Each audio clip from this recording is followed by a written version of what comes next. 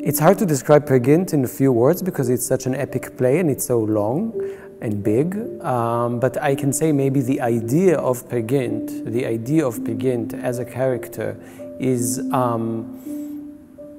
touching questions of identity and the passion and the desire to leave a mark on this planet and to be in an everlasting search for the true self. In this production, Peer is every one of us. I mean, I am Peer, you're Peer, she's Peer, you're Peer. This is pretty much the concept of the show. There is Peer in all of us. Peer is like a chameleon.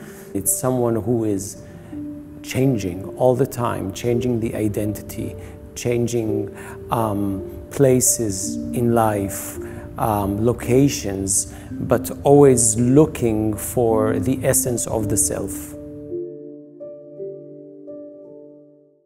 Peer Gynt is not like the hero type, is an anti-hero. There are a lot of things in Peer that we find it quite difficult to identify with or to sympathize with, because he's doing a lot of I don't know, like wrong things or bad things to people, to the environment.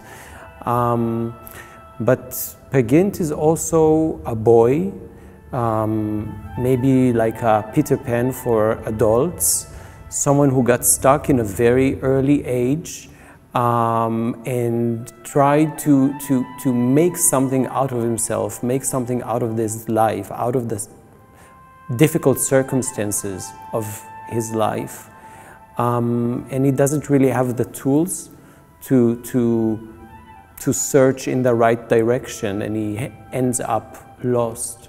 So I think once we realize where he comes from, then I don't know if we forgive him for his actions and his deeds, but we understand him better, and I think it can also reflect on us when we sometimes make the wrong choices, but we understand that underneath that there's always like a child who lacked something, whether it's love or affection or recognition.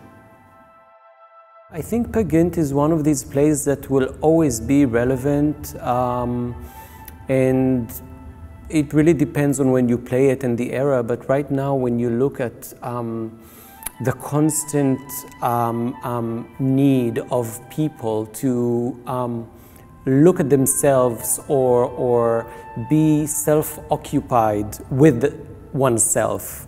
Since we started this selfie culture and Instagram and likes and stories and TikToks, so we're really, in a way, turned like the direction of our sight towards ourselves again, and we stopped looking at the environment, or we stopped investing so much attention to people and to relationship, and we invest everything more and more and more, I think these days, than, you know, in the 19th century, in ourselves. And I think this what makes it so relevant when we talk about mentality, environment, and also in political views.